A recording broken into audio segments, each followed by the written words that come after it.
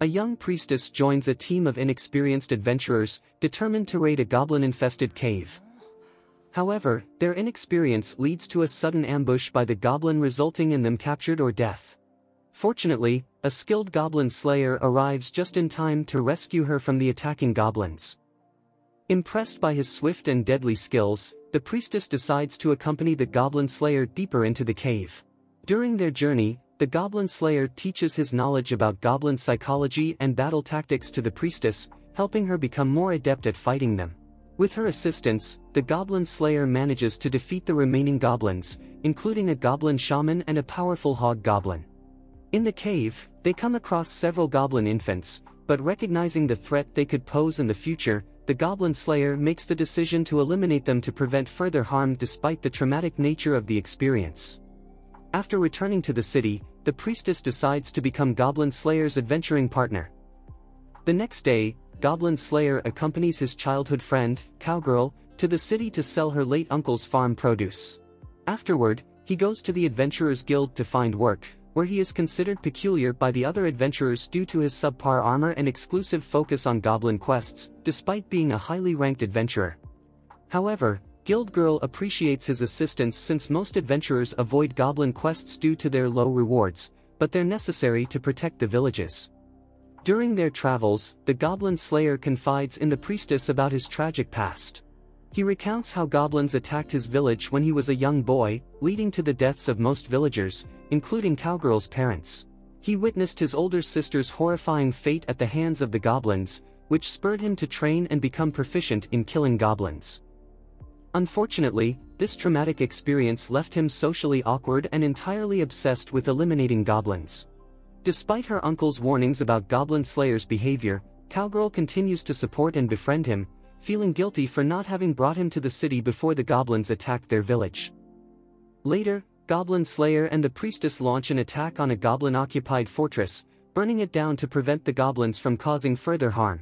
Sometime later, a group consisting of a high elf, a dwarf shaman and a lizard is searching for an adventurer named Orkbolg. They approach Guild Girl, seeking an adventurer they refer to as Orkbolg and Beard Cutter. Little do they know that they are talking about Goblin Slayer. Amidst their conversation, some rookie adventurers try to convince the priestess to abandon Goblin Slayer and join them, assuming he is merely using her as bait. However, she is defended by an acquaintance of Goblin Slayer. Meanwhile, the High Elf Archer explains to Goblin Slayer that their races have joined forces with the human kingdoms to fight against the Demon King's army, and they wish to ask his help. Goblin Slayer initially refuses, as demons are not his concern.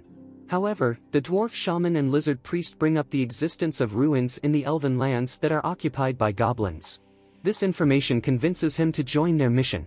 The priestess also decides to accompany them, but not before expressing her frustration with Goblin Slayer for not discussing her involvement first. Nonetheless, she joins the group at the camp and enjoys the unique food of the different races present.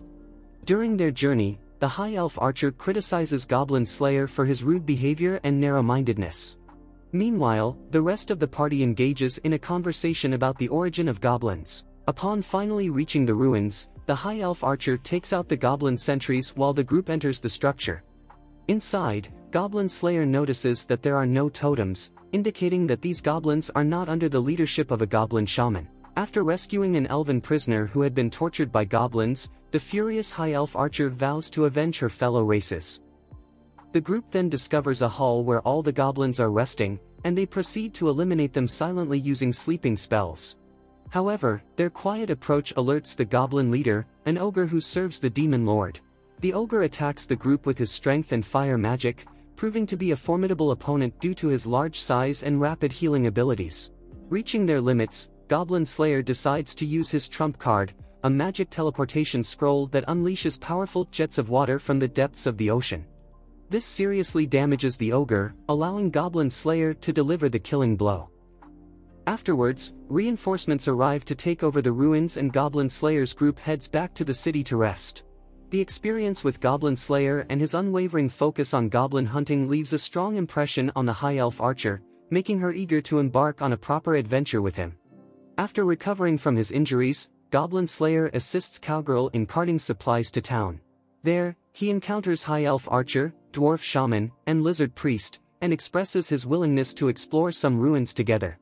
Priestess informs him of her promotion to the next adventurer rank and credits Goblin Slayer for saving her life.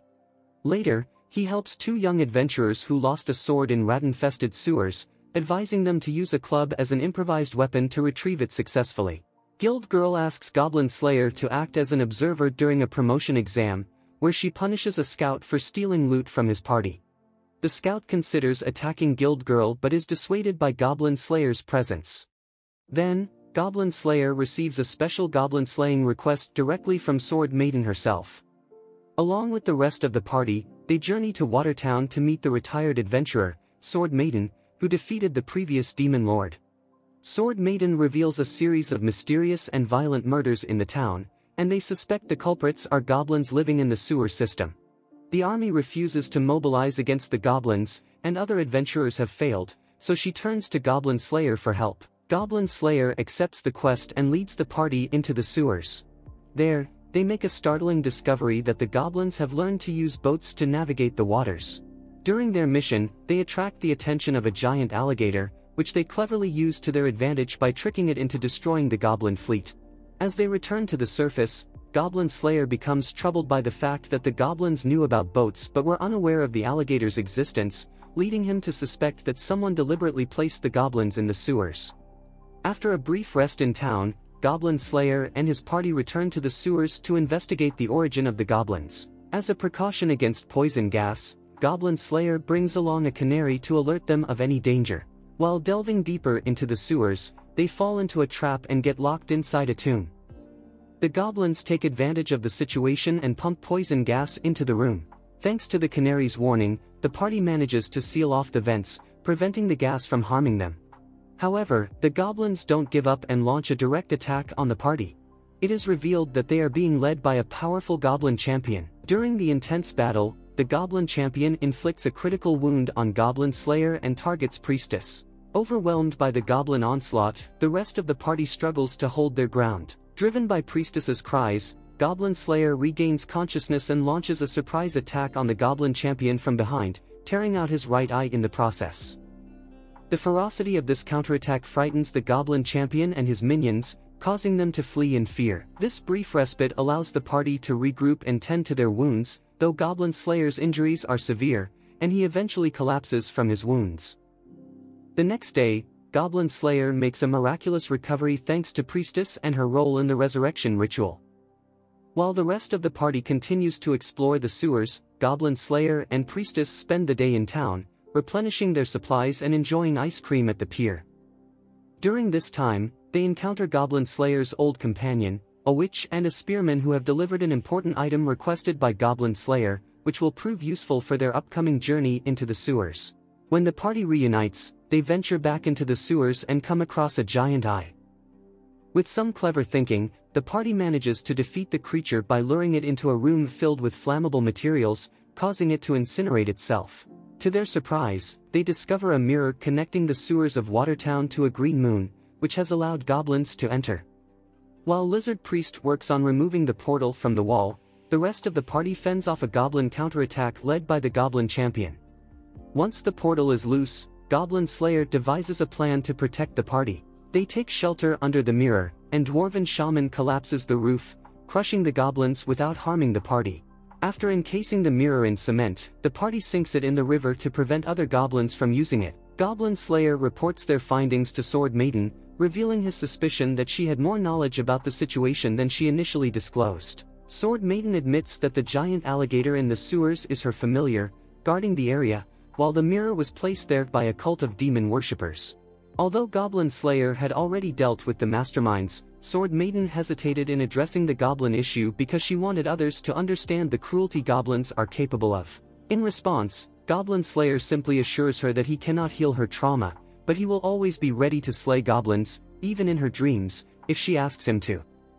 This acknowledgement alleviates her worries.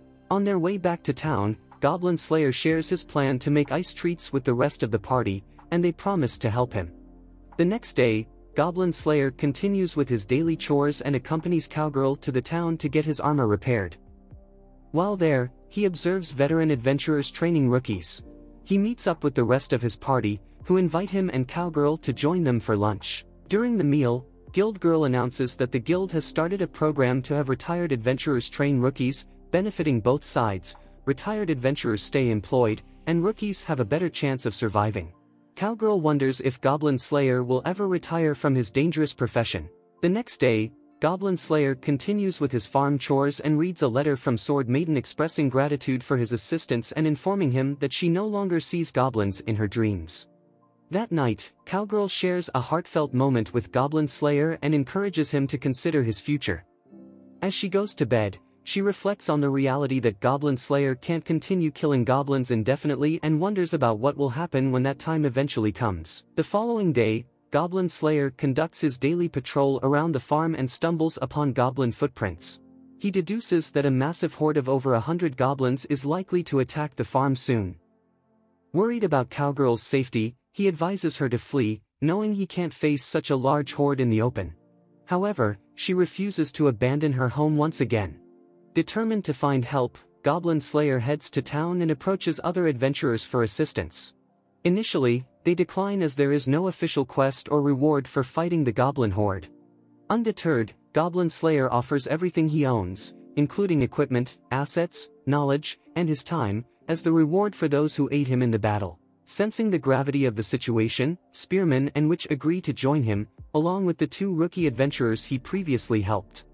Additionally, Goblin Slayer's own party stands ready to fight, motivated by the promise of food and drinks afterward, or the chance for him to accompany them on another adventure. Guild Girl steps in and announces a bounty of 1 gold piece for each dead goblin, which convinces the other adventurers to rally behind Goblin Slayer.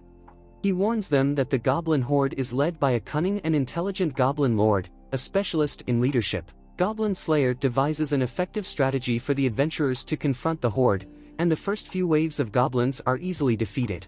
However, the goblin lord sends several more formidable foes, including hobgoblins and goblin champions, to attack the adventurers and tries to escape. Goblin Slayer intercepts him in a one-on-one duel, but he is ultimately overpowered and defeated.